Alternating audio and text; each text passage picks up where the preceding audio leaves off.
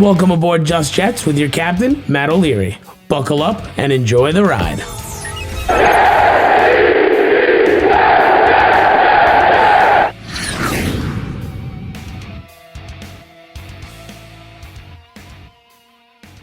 Hey, what's going on? I am Matt O'Leary, back with episode number 10 of Just Jets. How's it going? It's a big episode. We have the draft this week, so yes, this is going to be a draft preview show. I do have some topics to hit on, though, before we get into the NFL draft and answer your questions. We got a bunch of questions. If I didn't get to yours this week, I'm sorry. I'm doing my best. You guys are overloading me with questions. I love it. The interaction with the show has been absolutely great. Second half of the show is going to be questions. We're going to start off, though, and talk about some storylines from this week, and the first of which is Logan Ryan. So there's been some rumors about Logan Ryan, the 29-year-old cornerback from the Tennessee Titans, who is still a free agent. He is a bigger name free agent that's still on the market, a.k.a. Jadeveon Clowney, just like him. But he is someone who could be a fit for the New York Jets because he's going to probably take a one-year deal and he won't be too costly. He had a 64.9 Pro Football Focus grade in 2019, and the year before that, he had a 71.6. He's 29 years old. So obviously you're not going to want to sign him long term. A 3-year deal for him doesn't make a whole lot of sense because, as we know, cornerbacks begin to deteriorate at 30 years old. So this would be a stopgap option. Would a 1-year, $8 million deal make sense? I think so. I would look highly at doing something like that. They brought in Pierre Desir, and I think he's comparable, if not a better option than Desir. So I would be okay with both those guys as my outside starting corners in 2020, and I think that gives you a little bit of flexibility. See, this is going to all relate back to the draft. Don't you worry. But if you are able to sign a guy like Logan Ryan, and again, I don't want to give him a long-term deal, but if it is a short-term 1-year deal and it's $10 million or less, then yeah, I'm probably doing it for Logan Ryan. What that allows you to do is now corner is no longer a position of need in this year's draft. If they don't sign another corner, you have to add one in round 3, 4, or 5. But if you sign a guy like Logan, that goes out the window.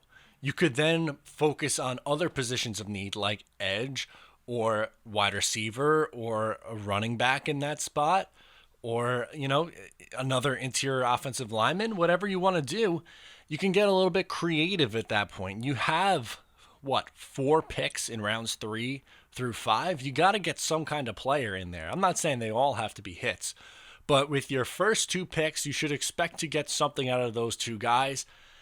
6 and 7, well, you only have 6-round picks. You have 2 6-rounders this year. Those are complete dart throws. Sometimes you get lucky with a guy like Blesson Austin, other times not so much. But if you can get something out of, maybe you have 4 as of right now, mid-round picks in rounds 3, 4, and 5.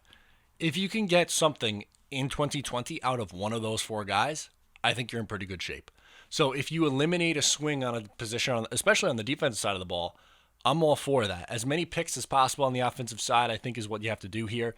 And how Logan Ryan's still available, I think it's worthwhile to take a swing on. Ultimately, what Joe Douglas is doing, we've seen it a lot with the 1-year deals. It would be very on brand for him to do that. He is bringing in stopgap guys so that he could build through the draft, but he needs guys to hold down the fort in the right now. Like, obviously, he can't just go, oh, I have a terrible offensive line. I'm going to use 7 draft picks on the offensive line and fill my guys up, or just sign every single big free agent offensive lineman. It doesn't necessarily work like that. That's not how you could build a sustainable roster. But if you want to be competitive in 2020, which it looks like he's trying to do, then you do this, short-term deals, and you continue to add through the draft. And by doing that, you have to get better at drafting. And I'm not, throwing shade at Joe Douglas. He hasn't had a draft as an NFL GM yet, but the Jets under Mike Becton were awful at drafting. They got nothing out of those drafts, whether sometimes not even in the first round. Yeah, Jamal Adams and Sam Darnold look to be pretty good hits. Leonard Williams is no longer on the team. We know Darren Lee is no longer on the team. Mid-round picks, some have hit. Others, guys like Ardarius Stewart and Chad Hansen, 2 swings at the wide receiver position in the 3rd round, out of the league 3 years later. It's scary when you look back at those draft classes from 2015, 16, 17, 18, and even 19. I mean, I shouldn't talk because I thought taking a swing on Ja'Kai Polite in the third round was worthwhile, but he's out of the league already. And that's a guy who a lot of people were high on. Mike Becton clearly was. I don't know if the Jets staff really loved that pick as much, but the point here is I want to get back on track a little bit with this. Logan Ryan allows a little bit more flexibility in the draft.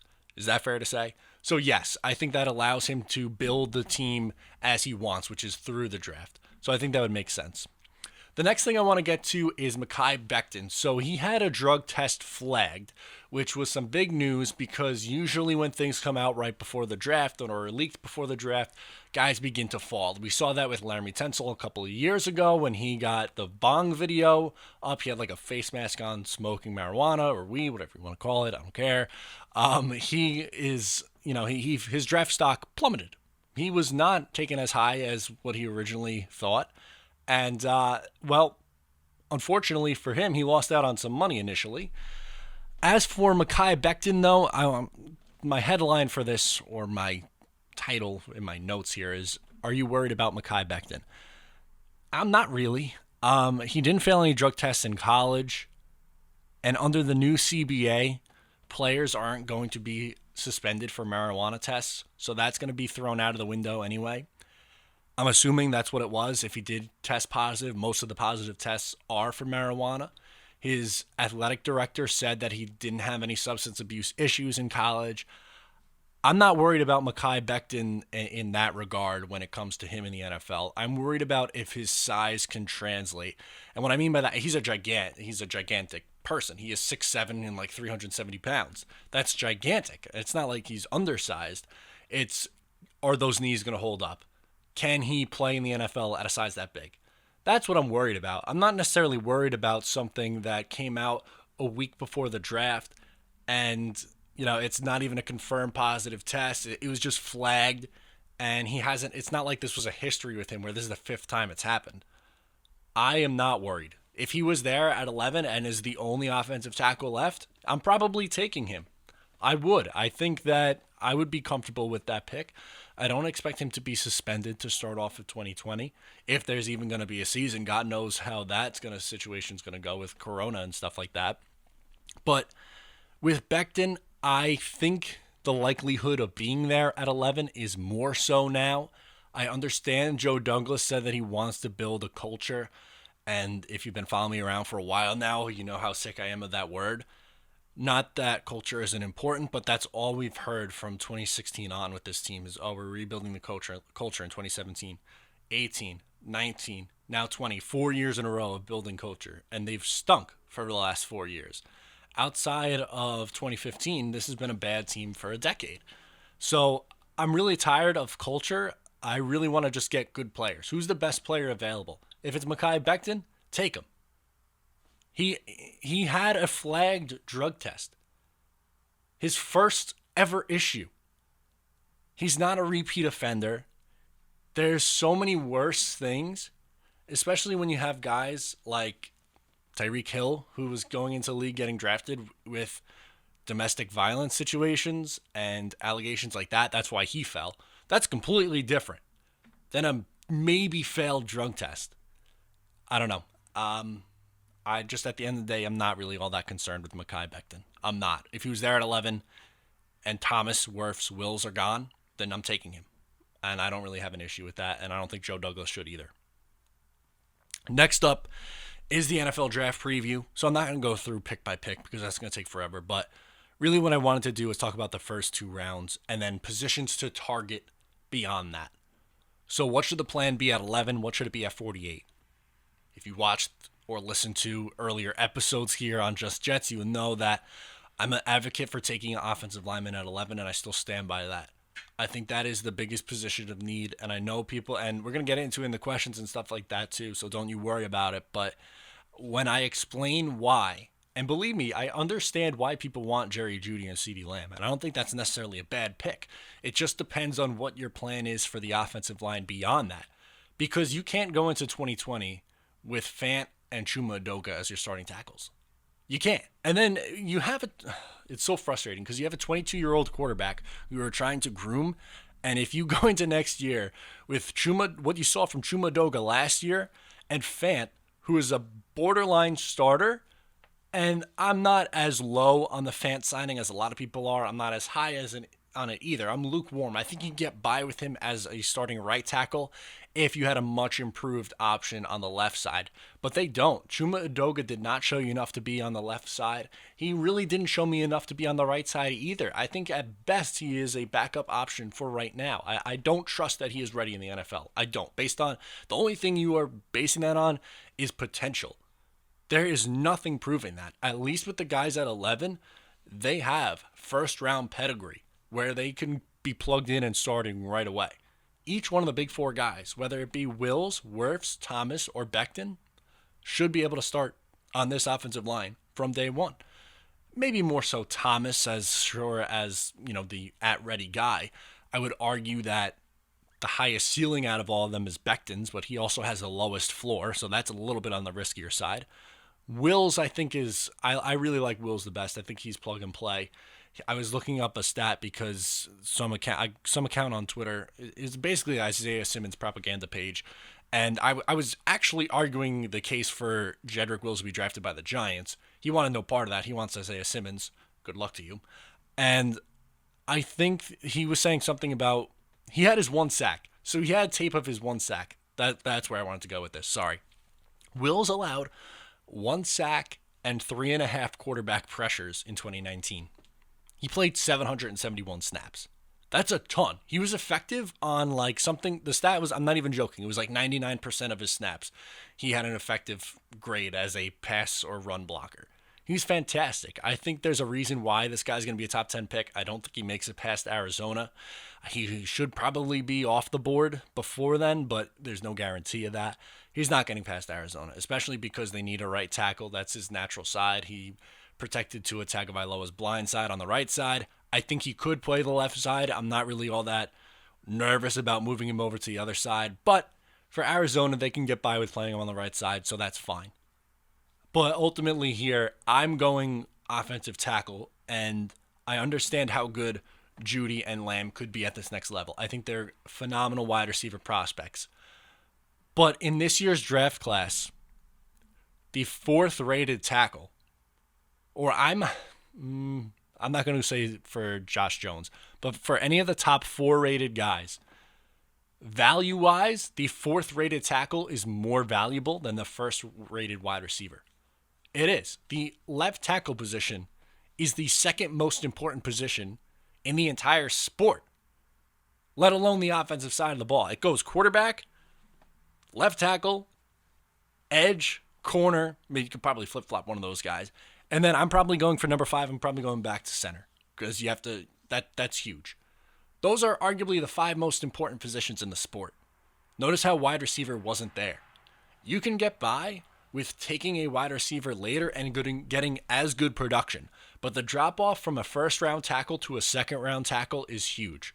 Wide receiver, yes, there are instances where you're not going to get as much. And I'm not going to sit here and say that, if you take Michael Pittman in round 2, he's going to be just as good, if not better, than Jerry Jeudy or CeeDee Lamb. That's not what I'm saying. But if you look at all the teams who win Super Bowls, how often are they with guys who were taken so high in the 1st round? Very rarely. I think Demaryius Thomas is the last guy to win a Super Bowl who is selected in the 1st round by the team that he was drafted by. Nelson Aguilar too, but Nelson Aguilar stinks. That's a bad example. The point being, you are very, very rarely getting wide receivers and running backs who are taken in the 1st round who are going on to win Super Bowls for the team that they were drafted by. And it goes all down to the argument of positional value. Left tackle, I said it already, I'm going to sound like a broken record. Outside of quarterback, because that's number 1. There's no arguing. I know I can't debate with anybody, or someone's not going to argue with me that quarterback isn't the most important position in the sport. But people would about the 2nd most. But they'd be wrong because it's left tackle or blindside. If you have a lefty quarterback, okay, fine. Right tackle is the most important position the 2nd most important position. But it's left tackle. And if you are going into next year as Fant and Chuma Edoga as your starting tackles, oh boy. Oh boy. Have you seen that schedule in 2020 for the New York Jets? They have to play the AFC West and the NFC West. You know how this team can't travel west of the Mississippi River. They just can't. They stink every time. Even in the years where they're good, they've lost games on the road on the West Coast that they should have won. And Kansas City, Super Bowl champion. San Francisco went to the Super Bowl. The NFC West might be the best coach division in the sport. Arizona's going to be much better this year. The Rams we know how much Sean McVay, how good a coach he is. Maybe they're not a playoff team or Super Bowl team, but with that talent, they're going to find their way to 8, 9, 10 wins somewhere in there. Seattle's always tough to play, and that's going to be a road game. You got to go on the road to Seattle. Good luck to you. I don't know. I think to me, your best bet, best case scenario, is you are going with Andrew Thomas, because I'm trying to do realistic as well. I don't think Wills is going to be there. So let's say Andrew Thomas at 11, because there's a pretty good chance that he's there. Or if not him, if Andrew Thomas goes 10 to Cleveland, then Makai Becton at 11. And then at 48, you're going wide receiver. Whether that is Michael Pittman, who has been rising up draft boards, whether it's a guy like Laviska Shenault, who falls a little bit, or Chase Claypool out of Notre Dame, who is just an absolute physical specimen. I would rather do that and then maybe take another wide receiver with one of the two of your third-round picks and hope between those two, you got to expect something out of those two picks. One of the two got to hit, right? And I'm not saying they got to turn into Michael Thomas, who was a second-round selection, but just a quality receiver, somebody who can give you 800 receiving yards and 5 to 10 touchdowns. That's all I'm asking for. I don't need the guy who's going to give me 1,200 yards and 15 touchdowns a year. I'd rather have the all-pro left tackle or the potential Pro Bowl tackle who's year in and year out one of the best offensive linemen in the league. That's what I would rather. In terms of the mid-rounds, I think ideally the positions you're going to want to look at, interior offensive line, they could use depth behind those guys. They're not on long-term deals. Cornerback, if you don't sign a guy like Logan Ryan, corner is going to be one. Edge, I mean, come on. We know there's been a position of need ever since John Abraham was traded in 2006. The only real swing they took on replacing that was drafting Vernon Golston in 2008. Yeah, 2008 they drafted him. That was one of Eric Mangini's rare misses in the draft, by the way. Not an awful swing, by the way. High-end position in a top 10 pick. Yeah, I'm okay with that swing. Edge is a real, and I guess signing Calvin Pace, but whatever. You also had a million-year-old Jason Taylor and Aaron Maven, but I'm getting off track here. Edge is definitely a position that you could look at in the 3rd, 4th round. Josh Uche out of Michigan. Jabari Zuniga out of Florida. Maybe you get the guy from Notre Dame, Okwara, in the 3rd round. I think he's probably getting drafted in the 2nd, though. And I wouldn't use a 2nd-round pick on edge in this current situation. I think you're going offensive tackle, wide receiver. Which leads me to my next point. I'm taking a 2nd wide receiver in either round 3 or 4. I really like Colin Johnson out of Texas. He's 6'6". He's a big, big dude. I would like him as a red zone threat. You could probably get him in the 4th or 5th round. And running back. Right now, this team does not have a running back 2 on this team. They don't. I love Bilal Powell. I was wearing his jersey yesterday in the video that I did. Would I like them to bring him back? Sure. But then would I also like them to take a swing on someone like Keyshawn Vaughn in the 5th round? Yeah, I probably would. Because Powell's not going to be around forever, even though it may seem like it. He's still a productive running back in his role.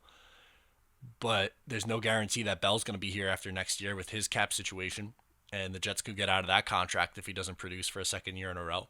Is it his fault? No. The coach doesn't really use him properly, but they could use help at the running back position.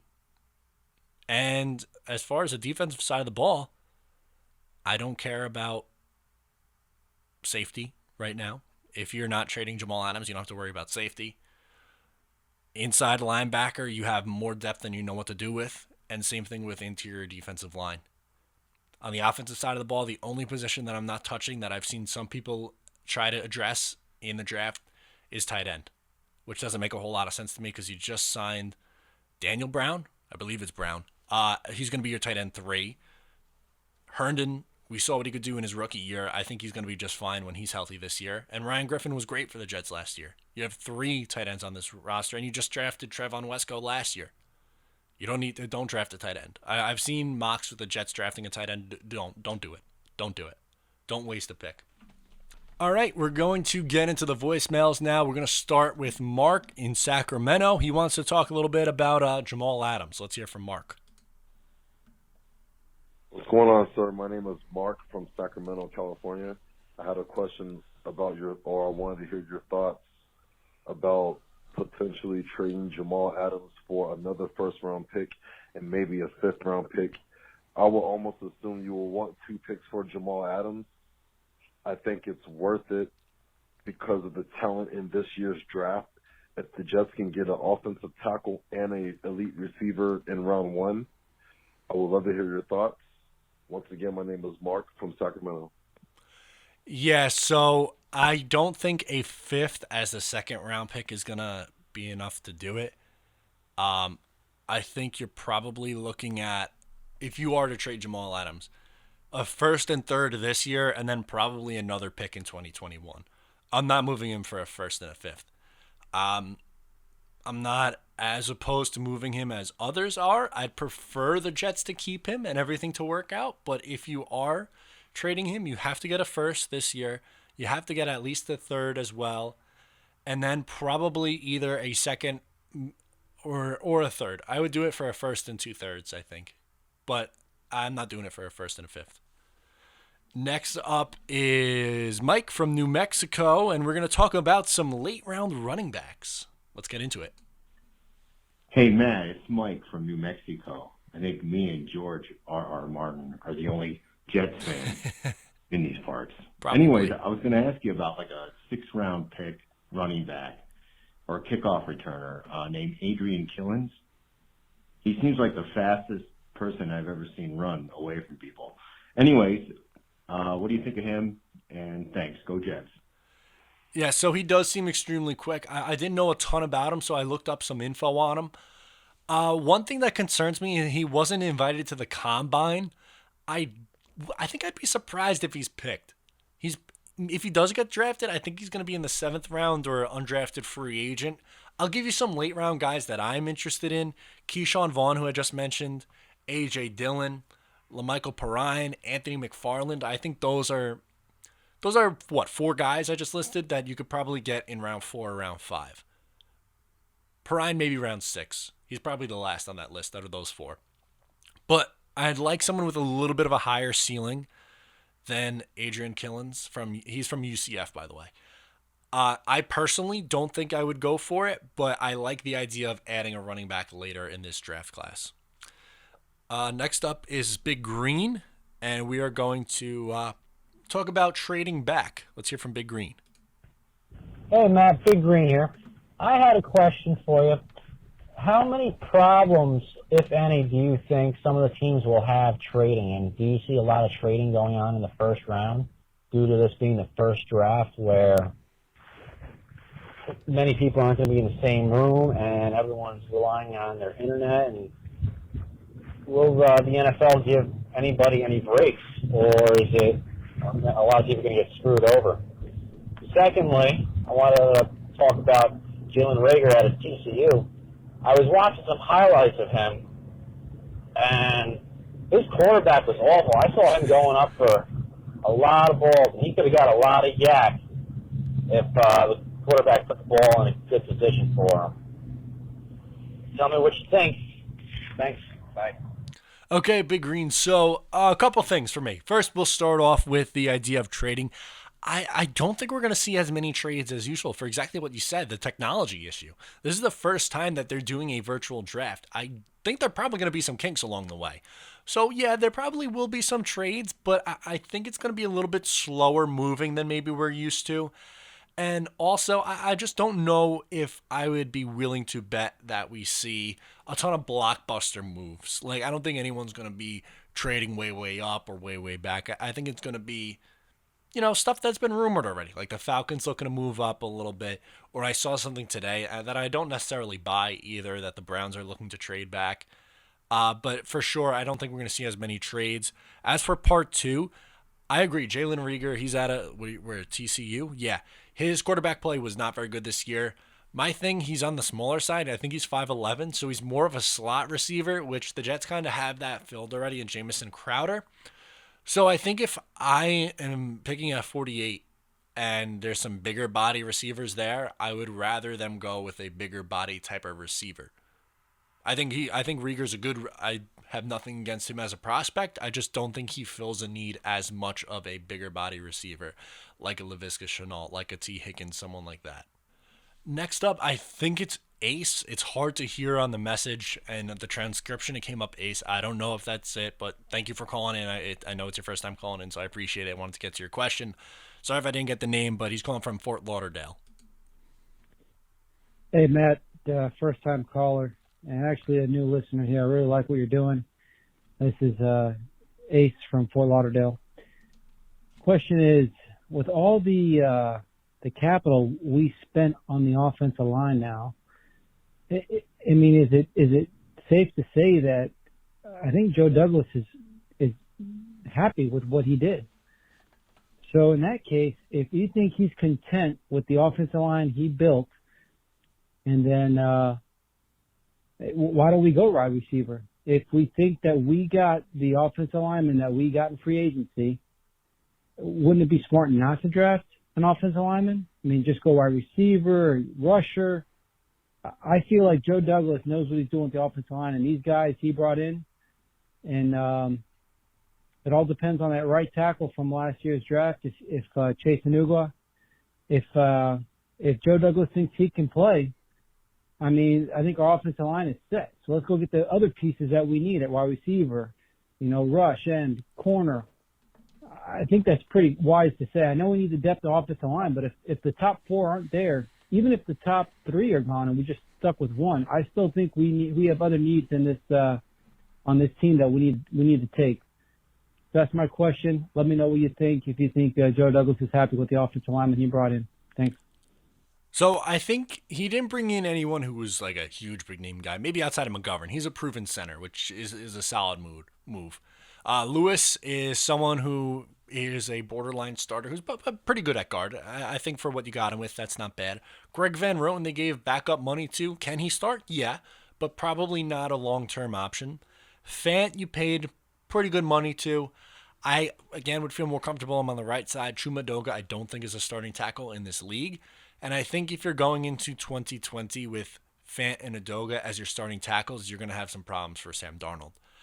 I understand the idea of going for one of the two big receivers. I really do. I think it would be flashy, and you put up points, and if Sam's going to get killed, but you're putting up points and it's entertaining, then I guess that's fun. I just don't think that Joe Douglas is done with the offensive line. I don't. If you want to go receiver, if that's your plan, you're saying I can't pass up on Jerry Jeudy or CeeDee Lamb, then fine.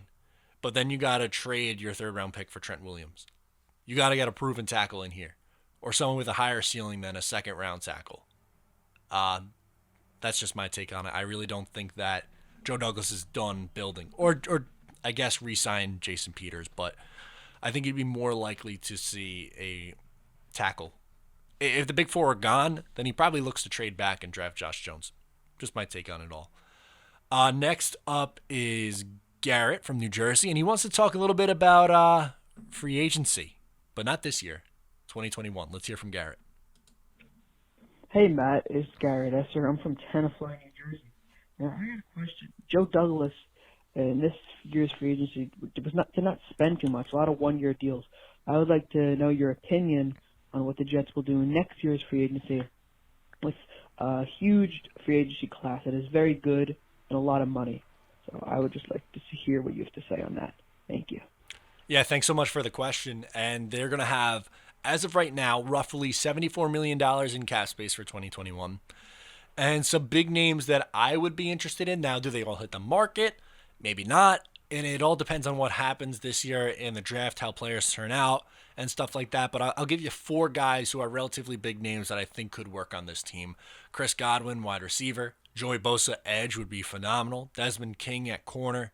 and Laramie Tunsil, if for whatever reason you just take a 1 year stopgap or something, and you need offensive tackle, getting Laramie Tunsil in here would be pretty nice. But I do expect him to be a little bit more active in free agency next year. I don't know if he's someone who's going to blow it up and spend a ton of money in free agency ever. I think he prefers to build through the draft. But if this team is clearly missing something after a full year under his control, I think it was still tough for him, to really see and evaluate what the Jets are and where they currently are going. And they might have a new coach in here next year. More on that later in a question. But yeah, that's just I think that there are some pretty big names that's worthwhile to look at in free agency next year for sure. Next up is Colin from New Jersey talking wide receiver. Hey, Matt, this is Colin from New Jersey.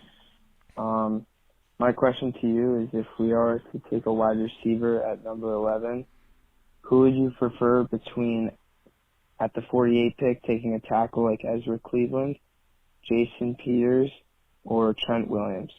Thanks. Big fan of the show. Bye. Yeah, for me, I think that if you are convinced, like let's say you go CD at 11 or you go Judy at 11, okay, I'm not going to be mad at it. I can't, even with the current situation. I really wouldn't. But then in that spot, what you have to do, I think I would do, is give up one of my third round picks and go get Trent Williams, because he would be the best offensive lineman on this roster immediately. And I don't know if you pay him right away. I think you see what he is this year. We've seen tackles play until their late 30s. I know he's over 30 years old, but it's not the end of the world if you bring in a tackle who's over 30. I wouldn't bring in Jason Peters, I would prefer Trent Williams than Jason Peters, because Peters is 39, or maybe going to even be 40, which is a little bit way past the prime. He's still solid. He was still solid last year, but it's weird that he concerns me a little bit more than Peters. Or Peters, rather, concerns me a little bit more than Trent Williams. My brain just broke there for a second. Sorry. But I think that would be the play if you're drafting wide receiver in the first round, is you're trading a pick for Williams. Just my take. Where are we here? Gangrene RTW, I believe. And he wants to talk about the best Jets teams outside of, I guess, the championship winning team. So let's hear from him.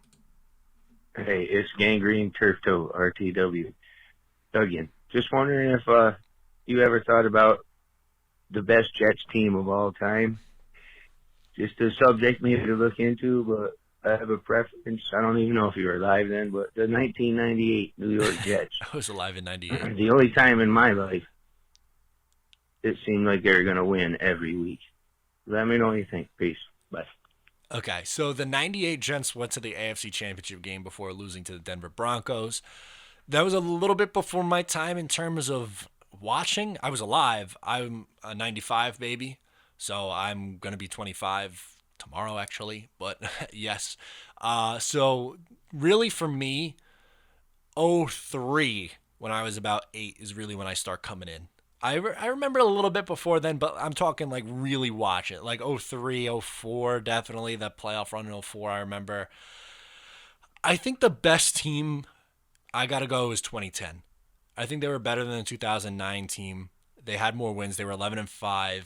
I know that they were a 6 seed instead of a 5 seed in 2009, but there was definitely more ups and downs that first year, especially during the regular season. Because you remember, they were 7-7 and they won their last 2 games. Sanchez had a game where he threw 5 picks against Buffalo, and they should have won that game. I believe it still went to overtime.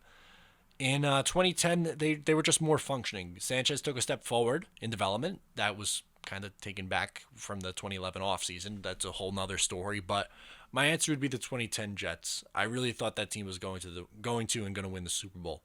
Especially after the New England victory. That's arguably the second biggest victory in franchise history, I would say. And then not showing up for the first half. If they had an extra 5 minutes in that game, they probably win against the Steelers. That's my thing about it. So I think 2010 is the team for me. Next up is Jacob from New Jersey. He wants to talk about trading with the Falcons. Hello, my name is Jacob Deutsch. Actually, I'm 12 years old. I'm a huge Jets fan. I'm from Summit, New Jersey. And I was wondering if you're willing, if we're trading down to 16 from the Falcons, are we sticking with Henry Ruggs, or should we trade down for maybe back-to-back second-round picks, maybe 3 picks in the first 6 rounds? So yeah, I was just asking if we should first of all, we should trade down from the Falcons. And if we do that, should we trade down again and possibly get even more second, third, fourth round picks? So, yeah, thank you. I'm not opposed to the idea of moving back, depending on how the board breaks, obviously. I think it's a little tough to sit here, 4 days from the NFL draft and say, I think that they should for sure trade back. Well, if Jedrick Wills is on the board and you're there at 11, then I'm not going to trade back. I'm going to draft him. But let's say that all 4 big tackles are gone, and you're sitting there at 11, and Atlanta gets on the phone, and they say, hey, we'll give you our 3rd round pick, and let's swap first. I would think really long and hard. Ruggs might not be there at 16. If he was there, I'd highly consider taking him. But maybe you go Jones at 16. Josh Jones out of Houston to tackle. Or maybe you go... why am I blanking on his name? Justin Jefferson out of LSU, and then trade one of your now 3 third-round picks for Williams, Trent Williams from the Redskins. You could do that, or you could sign Peters. Whichever way you want to go. Yeah, I'm not opposed to moving back.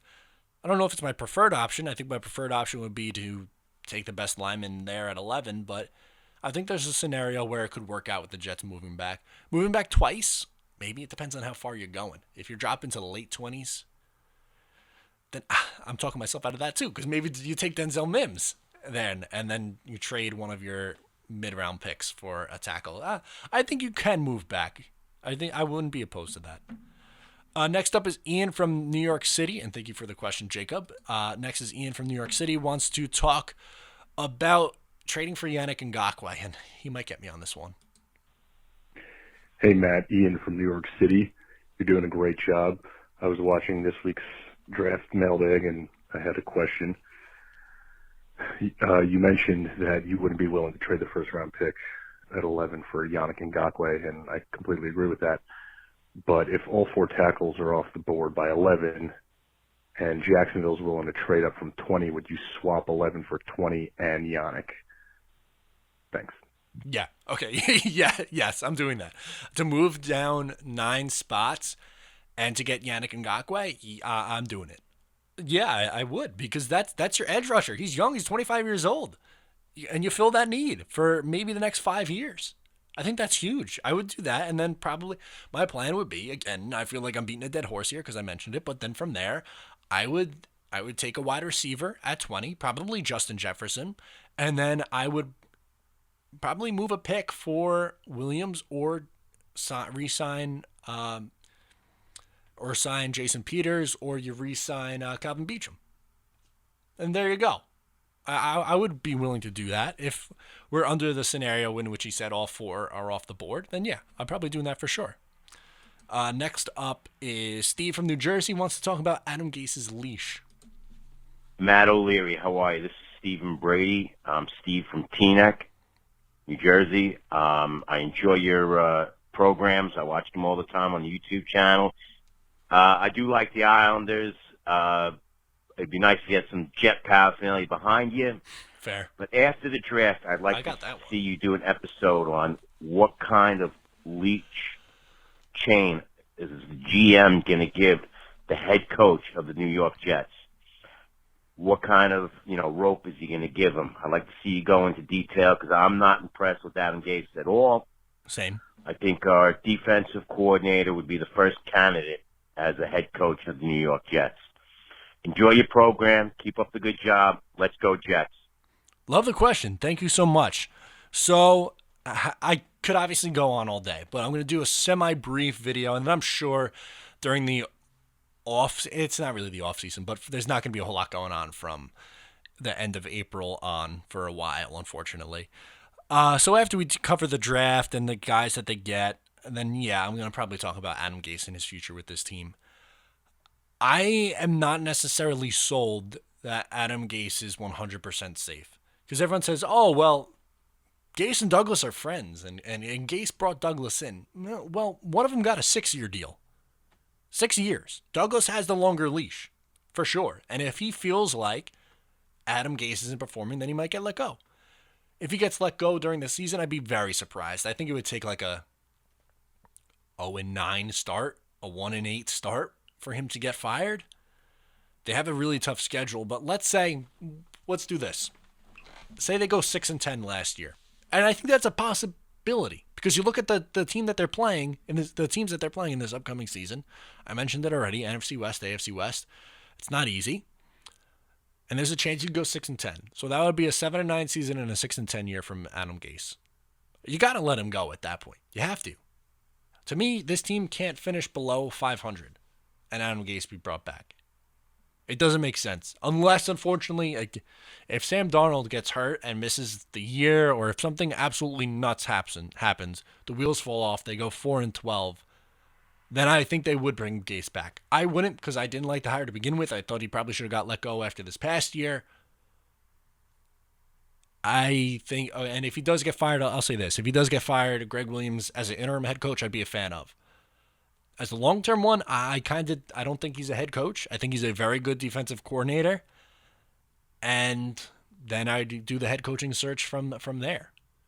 And number one on my list, I think, as of right now, it's subject to change, obviously, is Eric Bieniemy from the Chiefs. I know Andy Reid calls the plays, but the guy's in there. Andy Reid knows what he's doing, number one. The Andy Reid coaching tree is good, number two. And it's not like Bieniemy's just holding the clipboard. He has a lot to do with that offense. People forget that, or minimize that, I think, is the better word. They minimize his impact on that offense. So I think that would be my play. Next up, Drew from North Carolina, and he wants to talk about my big board.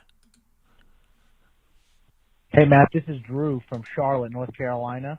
My question today for you is, what exactly is your draft board? What does it look like? I'm assuming we have 6 people in mind.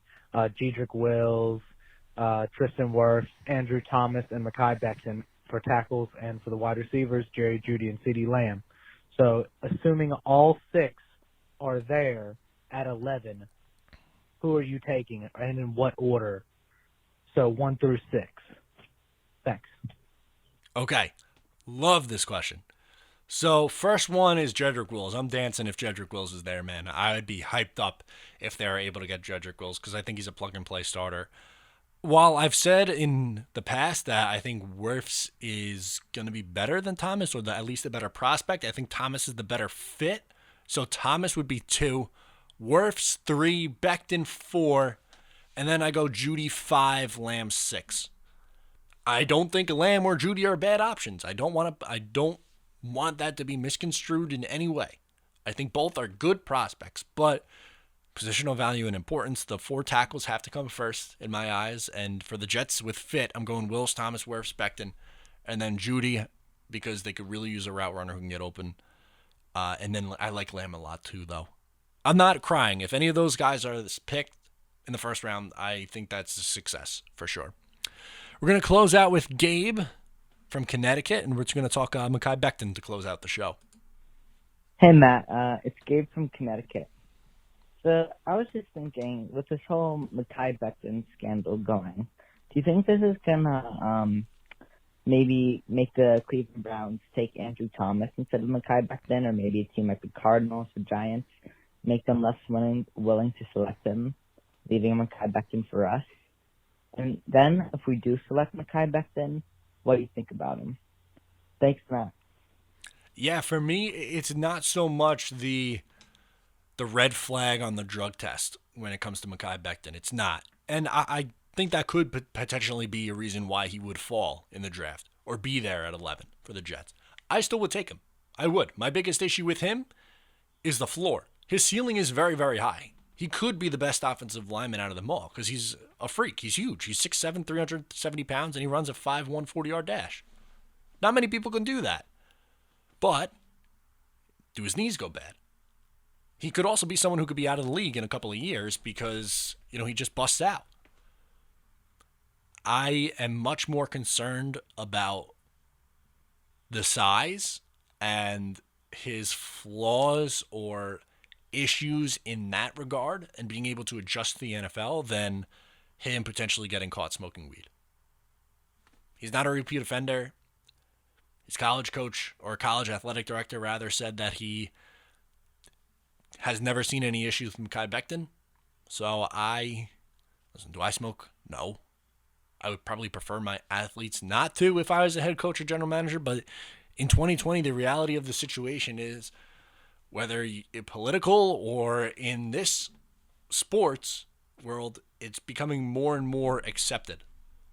So whether you are a fan of it or not, it's coming. So if that's truly what it was, which we're assuming that that's what the case is, usually that's what it is, I'm not really all that concerned about it. And I don't think it's a reason not to draft him. But this is it, man. Episode number 10. Last one before the NFL draft. I cannot wait for Thursday. So let me plug it now. This Thursday, live on Jets Talk 24/7's channel. You're going to want to subscribe there, tune in. We do shows every Tuesday, Talking Jets panel. It's me, Green Bean from Jets Nation, and also Gang Green David are on there doing a panel on Tuesday nights, so tune into that tomorrow. But on Thursday, we're going to be live streaming the first round of the draft. You're definitely going to want to tune into that and more coverage throughout. I'll keep you updated on the channel here, of course, and on social media at Matt O'Leary NY. Thank you so much for tuning in today. I'm Matt O'Leary. Let's go Jets.